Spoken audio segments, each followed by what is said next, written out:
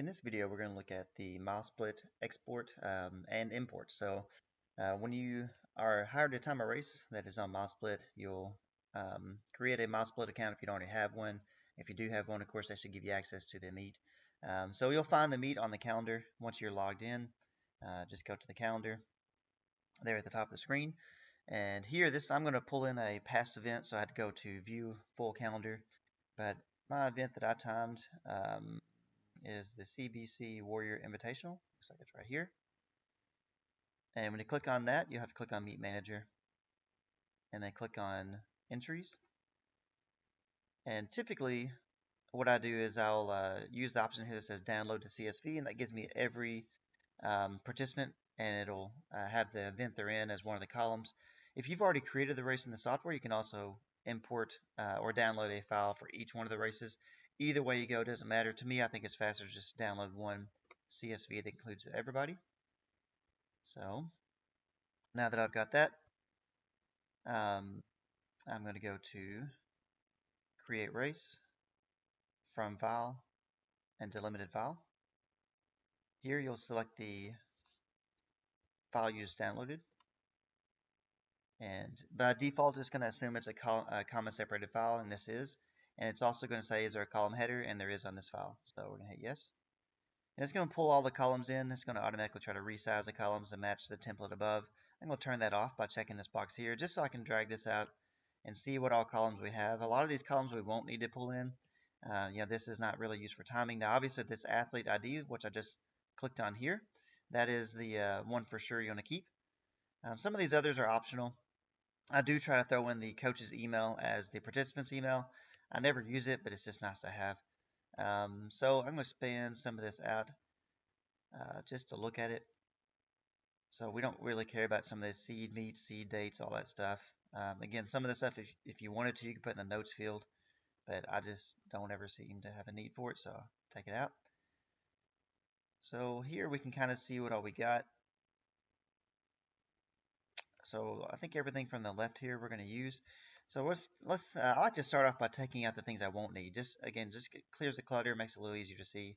So we don't really care about the date updated. And remove that. This is just left clicking on it, remove the date, modified and created, all that stuff.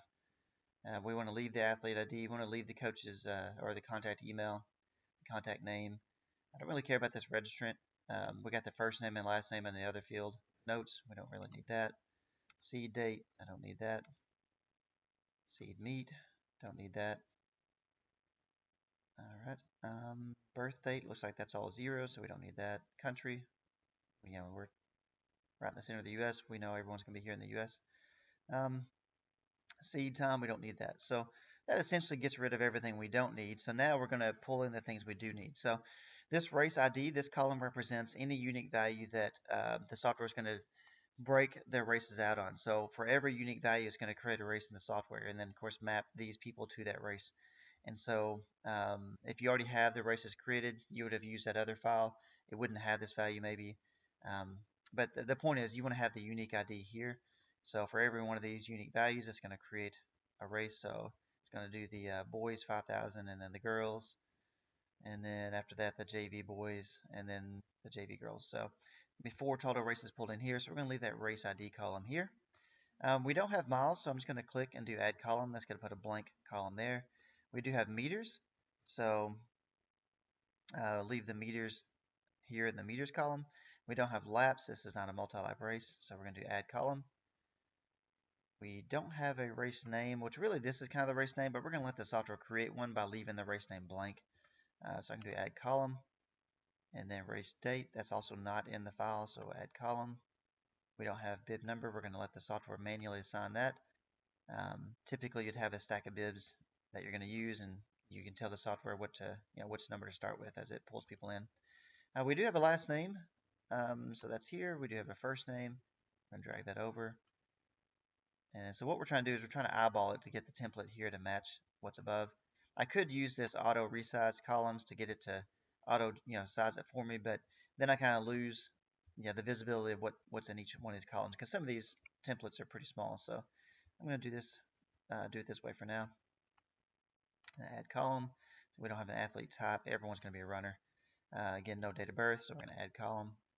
And we don't have an age, so again, add column. And we don't have a street address. We do have a city, I believe, so we'll drop that here. And we do have a state, drop that there. We don't have a zip code, so add column. And we do have the email, which I believe is this column. And then what else? We don't have a phone number. Now, if you were to, or if MileSplit ever has the option to collect the coach's email or something, or if you wanted to put a coach's email in there, you could. That would allow you, if you're an endurance member, to send a text to the coach every time one of their kids finishes a race. Giveaways, we're not giving giving any shirts away or anything else. So we're going to add column, but we do have the class or the grade, so we're going to drop that there. And then of course we do have the team. So we're going to drop that here, and then we have the team code, which is this right here. And then notes field, this is again where you could put in the contact name maybe for the coach's name. And then this ID is really what we want right here. And so that's the athlete ID or the MileSplit ID for that participant. And then we don't have announcer notes here. I mean, that's something that's used really for road races. All right, so I want to sort it the way that I'd like. So typically, you want to go from the most important or the least important sort to the most important. So we're going to sort by first name, last name, and all you got to do is click on them to do this sorting. Then we're going to do by team, and then finally we're going to do by event. So what that's going to do is if you look, all the BB participants in the Boys 5000 are now sorted by name.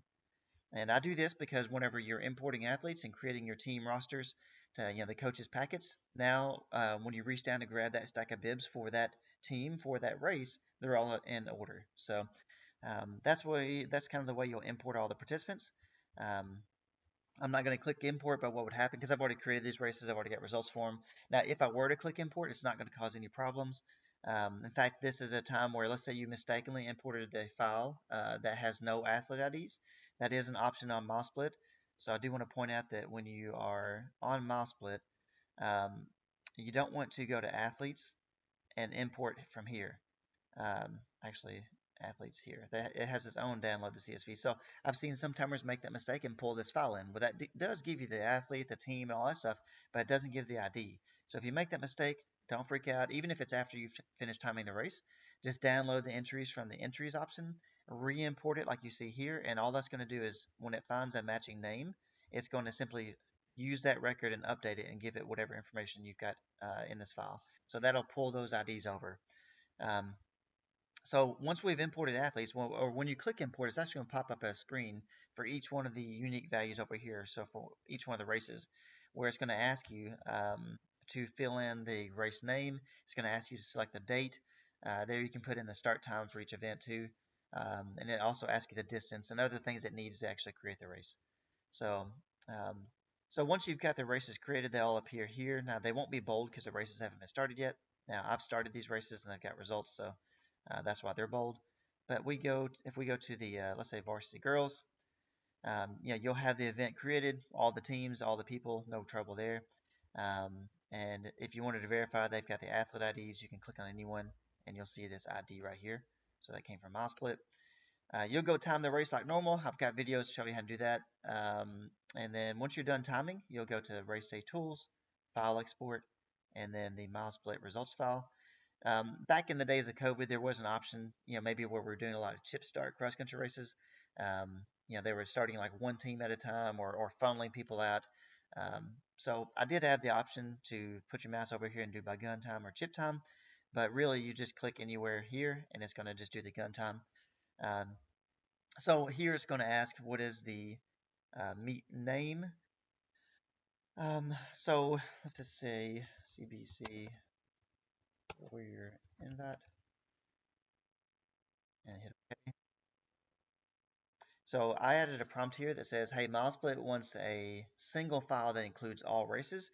And so now it is possible that you were timing a meet where you don't want some of those results on the MileSplit file. So if you had like a open 5K as part of your cross country meet or something else, you may just you may choose to uncheck that. But what happens is you'll leave all the events checked that you want to include in the file, and you hit continue. It asks you where to save the file. Let's put it inside. I guess we'll just throw it on. Let me find somewhere easier. This new folder, whatever that is. So I'm going to throw it inside the new folder file. It's going to ask you for each one of the races. So you see here at the top it says JV Boys. It's going to say, is there any teams you don't want to include on team results? Like if you had an unattached team or something like that. Most of the time I just leave it with everything checked. So that's the JV Boys. It's going to ask the same thing for the JV Girls. And then it's going to ask the same thing for the Varsity Boys and finally for the Varsity Girls. So there it created the file. It tells you where to find it, of course, wherever you chose it to go. And then once you've done that, you go back to MileSplit and go to Meet Results, and then you'll do Upload Results. Here you'll select the file. It'll say processing for a second or so, and then your results are now here. So when people go to the main page, which I'm not going to do, but you can go to the main page and then there's your results. So that is how to import participants from MileSplit, time the race, which of course I've got covered in another video, and then how to get the results back out. So I hope you find this video helpful.